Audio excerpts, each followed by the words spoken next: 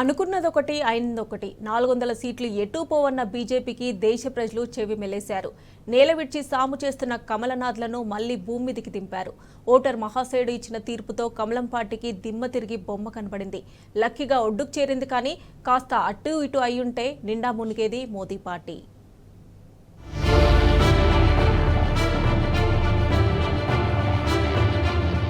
2024 సార్వత్రిక ఎన్నికల ఫలితాలు వచ్చేశాయి.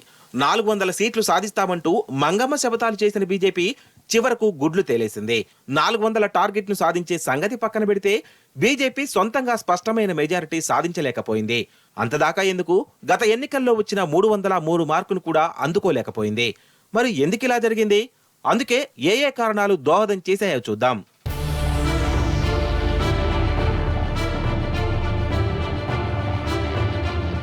ఎన్డీఏను దెబ్బకొట్టిన మొదటి అంశం రిజర్వేషన్ల రద్దు. దేశంలో ఆదివాసీలు, దళితుల జనాభా ఎక్కువ. గత 2 ఎన్నికల్లోనూ వారు బీజేపీకి మద్దతిచ్చారు.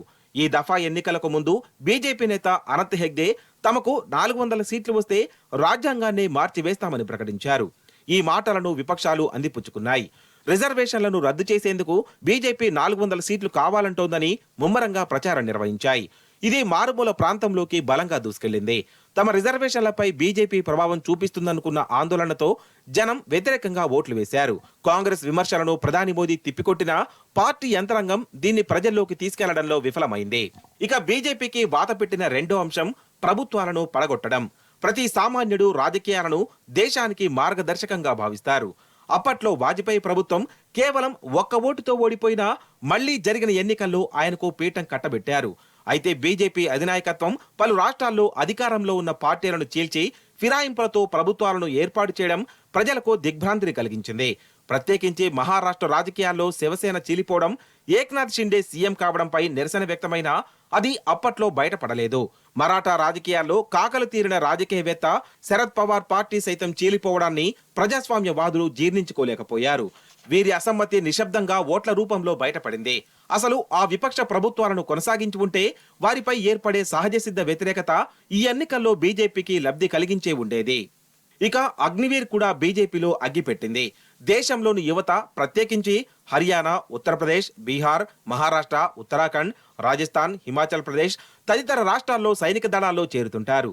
వారి ఆశలపై నీళ్లు చల్లుతూ అగ్నివీర్ పథకాన్ని తీసుకొచ్చారు మోదీ. దీనిపై దేశవ్యాప్తంగా నిరసనలు వ్యక్తమైన బీజేపీ అధినాయకత్వం మాత్రం పట్టించుకోలేదు. దాంతో యువత కీలెరిగి బీజేపీకి వాత పెట్టారు.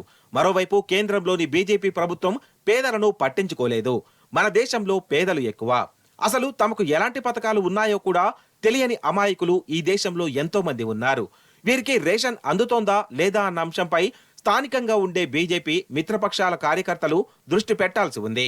కార్పొరేట్లను సంకలో పెట్టుకున్న మోదీ సర్కార్ అసలు సామాన్యుడి ఆకాంక్షలను పట్టించుకోలేదు. మధ్యతరగతి, ఉన్నత వర్గాలు సమాజంలో తక్కువ ఉంటారు. ఎన్నికల వ్యవస్థలో పాల్గొనేది పేదలే. వారికి అనుకూలంగా సంస్కరణలు ఉండాలి గాని వారిని ఇబ్బంది పెట్టే విధంగా ఉండకూడదు. అదే ఈసారి బీజేపీ కొంపముంచింది. ఇకపోతే జీఎస్టీ పన్ను విధానం. దేశంలో జీఎస్టీ అనేది గందరగోళంగా ఉంది. ప్రభుత్వాలకు పెద్ద ఎత్తున ఆదాయం వస్తున్నా సామాన్యులు వినియోగించే పలు వస్తువులపై పన్నును తగ్గించకపోవడంతో వారిపై భారం పడింది. దీన్ని కేంద్ర ప్రభుత్వం పెద్దలు పట్టించుకోలేదు. ఆ ఎఫెక్ట్ కూడా బీజేపీ మెజారిటీకి తగ్గడానికి కారణమైంది. ఇకపోతే పార్టీలో పెద్ద నేతలను పక్కన పెట్టడం కూడా బీజేపీకి మైనస్ అయింది. అగ్రనేతలు అద్వానీ, మురళీ మనోహర్ జోషి తదితరులను బీజేపీ నాయకత్వం 75 నిబంధనతో పూర్తిగా పక్కన పెట్టింది. పార్టీ శ్రేణుల్లో అత్యధికులు ఈ అంశాన్ని జీర్ణించుకోలేక నిర్లిప్తంగా ఉండిపోయారు. దీంతో ప్రభుత్వ కార్యక్రమాలకు పెద్దగా ఆదరణ దక్కలేదు.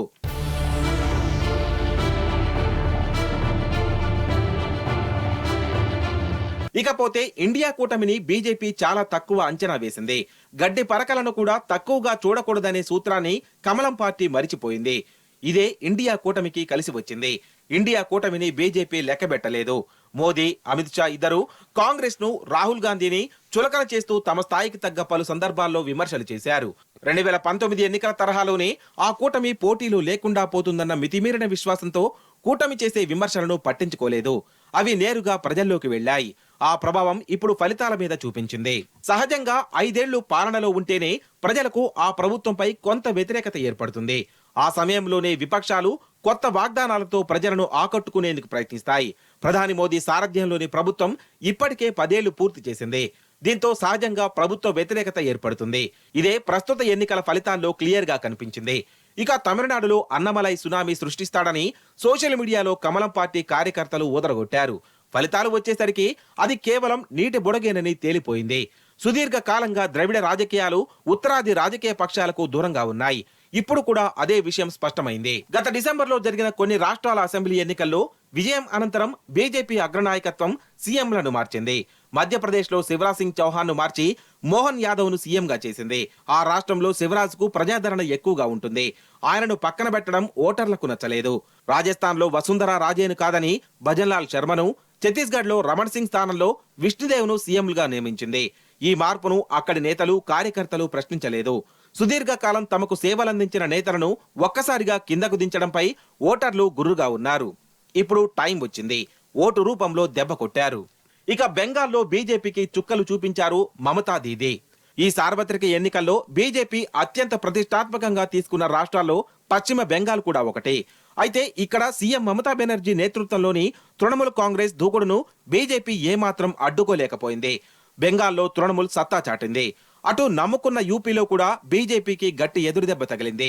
సమాజ్వాదీ పార్టీ, కాంగ్రెస్ తో కూడిన విపక్ష ఇండియా కూటమి నుంచి కాషాయ పార్టీకి గట్టి ప్రతిఘటన ఎదురైంది. అయోధ్యలో రామమందిర నిర్మాణం కూడా బీజేపీకి కలిసి రాలేదు. స్వయంగా అయోధ్యలోనే గట్టి ఎదురుదెబ్బ తగలడం కమలనాథులకు మింగుడు పడని అంశం. ఇలా స్వయంకృతాపరాధాలతో బీజేపీ ఎన్నికల్లో ఢక్కా ముక్కీలు తిన్నది. అదృష్టం బాగుండి కొన ఊపిరితో బయటపడింది.